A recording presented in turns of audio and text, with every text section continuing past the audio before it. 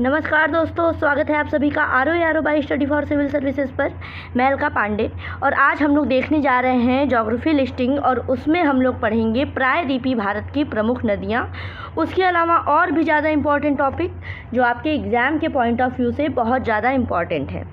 तो चलिए फिर शुरू करते हैं। सबसे पहले है महानदी, जो कि रायपुर के पास दंडकारण्य पठार से निकलती है।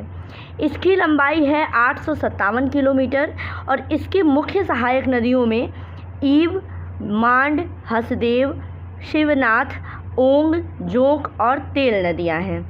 नर्मदा नदी की बात करें तो ये अमरकंटक से निकलती है, जिसकी कुल लंबाई 1310 किलोमीटर है।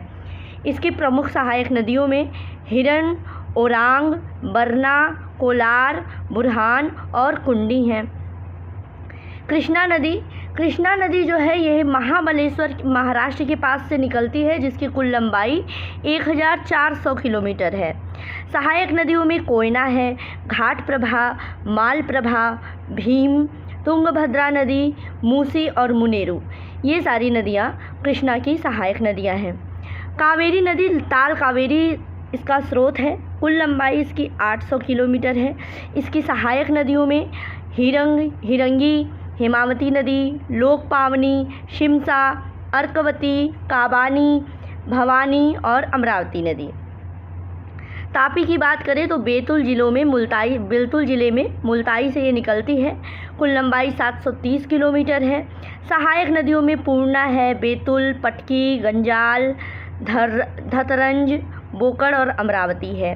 गोदावरी नदी नासिक महाराष्ट्र के पास त्रयंबक पठार से निकलती है।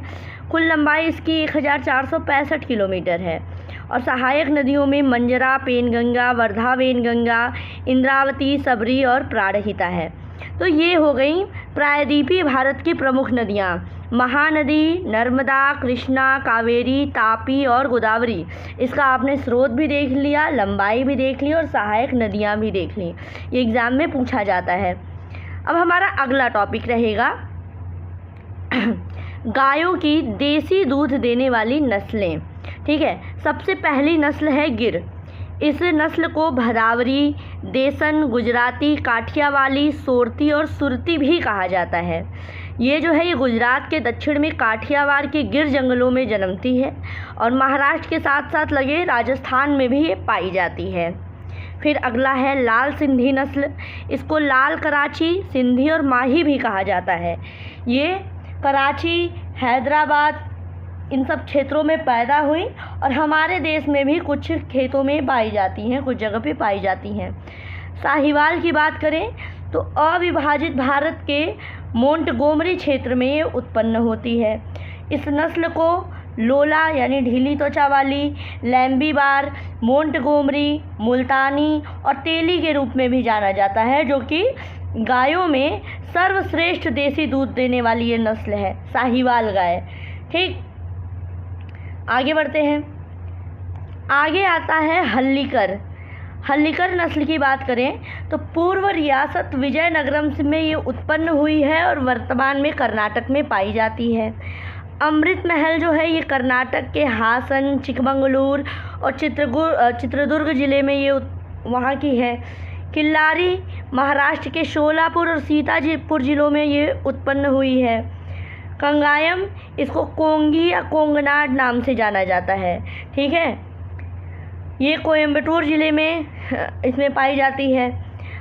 बरगुर की बात करें तो तमिलनाडु का इरोड ज़िला, ठीक है, यहाँ पे तमिलनाडु के एरिया में पाई जाती है। उम्बला चेरी, इस नस्ल को मादू, मुताई मादू, मुलाई मादू, तेरकठी मादू के नाम से भी जाना जाता है। ये भी तमिलनाडु वाले एरिया में तंजावुर, तिरुवरूर और नागपट्टिनम ज़िले में पाई जाती है। पुलिकुलम की बात करें तो ये भी तमिलनाडु की ही नस्ल है, यहाँ मदुरई ज़िले में पाई जाती है। इसके अलावा इस नाम पुलिकुलम के अलावा इसको जल्लीकट्टू मादू, किदाई मादू, सेंताराई के नाम से जाना जाता है। आलमबादी की बात करें तो ये भी तमिलनाडु में धर्मपुरी ज़िले में उत्पन्न हुई है। थार परकर, ये अविभाजित भारत के थार परकर ज़िला जो कि पाकिस्तान में अब है, वहाँ पे उत्पन्न हुई है और राजस्थान में पाई जाती है। थारपारकर जो गाय है इसको सफ़ेद सिंधी, ग्रे सिंधी और थारी के रूप में भी जाना जाता है। हरियाणा की बात करें तो ये हरियाणा में रोहतक, हिसार, जींद, गुड़गांव जिलों में उत्पन्न हुई है। बाकी इसके अलावा हरियाणा के अलावा ये गाय पंजाब, यूपी, एमपी के भी कुछ हिस्सों में पाई जाती है। अब अगली नस्ल के बारे में देखते हैं। अगली जो नस्ल है वो है कंकरेज। इसको वाइड या वागेड़ या वाडियार नाम से भी जाना जाता है, जो कि गुजरात के कच्छ में और राजस्थान वगैरह में भी पाई जाती है। ओंगोल जो है इसको नेल्लोर के रूप में जाना जाता है। बाकी ये आंध्र प्रदेश के गुंटूर ज़िले में उत्पन्न हुई है। कृष्णा घाटी ये भी कर्नाटक की जो कृष्णा नदी के पास का एरिया है वहाँ पे ये उत्पन्न हुई है। साथ ही साथ महाराष्ट्र में भी पाई जाती है। और देवनी, जिसको डोंगरपति, डोंगरी, वन्नेरा, बाघेड़, बालंकिया और शिवेरा नाम से भी जाना जाता है, ये पश्चिमी आंध्र प्रदेश और महाराष्ट्र के और कर्नाटक के भी कुछ क्षेत्र में पाई जाती है। तो ये तो हो गई देसी नस्लें, ठीक है। मेन पढ़ाने का ये भी है कि आपको डायरेक्ट नाम भी पूछ देता है एग्ज़ाम में कि ये किस चीज़ की नस्ल है। तो आपको पता होना चाहिए कि देवनी, कृष्णा घाटी, ओंगेल, कंकरेज, हरियाणा, थारपारकर, आलमबादी, ये सारी जो हैं ये देसी गाय की नस्लें हैं। अब चलिए कुछ गाय की विदेशी नस्लों के बारे में भी देख लेते हैं। तो इसमें जो नाम आता है वो है Jersey, Holstein, Friesian, Brown Swiss, Red Dane, Ayrshire, Guernsey, ठीक है। तो एक एक करके देखते हैं। जर्सी, इसका जो उत्पत्ति स्थल है वो यूके है, यूनाइटेड किंगडम है, ठीक है। और ये दूध देने वाली गायों में सबसे छोटे आकार की नस्ल है। होल्स्टीन फ्राइजियन जो है ये नीदरलैंड के उत्तरी भाग से उत्पन्न हुई है, ठीक है। और सभी नस्लों में सबसे ज़्यादा दूध उत्पादन क्षमता इसी गाय की है, ठीक है। और ब्राउन स्विस जो है ये स्विट्ज़रलैंड की है। रेड डेन ये डेनमार्क से उत्पन्न हुई है। आयरशायर स्कॉटलैंड की है और इसको सबसे सुंदर दुधारू डेयरी नस्ल माना जाता है आयरशायर को। ग्वेनरसे की बात करें तो इसका उत्पत्ति स्थल जो है फ्रांस का है, ठीक है। तो ये विदेशी नस्लें हैं। अब आगे बढ़ते हैं। अब आगे दोस्तों हम लोग नेक्स्ट वीडियो में पढ़ेंगे, जिसमें भैंस की देसी नस्ल हो गया, पर्वत श्रृंखलाएं वगैरह। आप देखिए कुछ ही टॉपिक आप लोगों के ज्योग्राफी लिस्टिंग वाले बाकी हैं, ठीक है। तो उसको भी कवर कर लेंगे। तो बस पढ़ते रहिए। बाकी आप लोग किसी अगर एग्ज़ाम की प्रिपरेशन कर रहे हैं, जैसे मान लीजिए आप लोग यूपी पीसीएस की प्रिपरेशन कर रहे हैं, इसके अलावा अगर आप लोग आरओ एआरओ की प्रिपरेशन कर रहे हैं, तो इन सभी के लिए स्टडी फॉर सिविल सर्विसेज पे पेड ग्रुप चल रहा है, जिसमें आपको सिलेक्शन मटेरियल दिया जाएगा, पेड क्विज वगैरह दिए जाएंगे, टेस्ट सीरीज़ आपको प्रोवाइड कराई जाती है।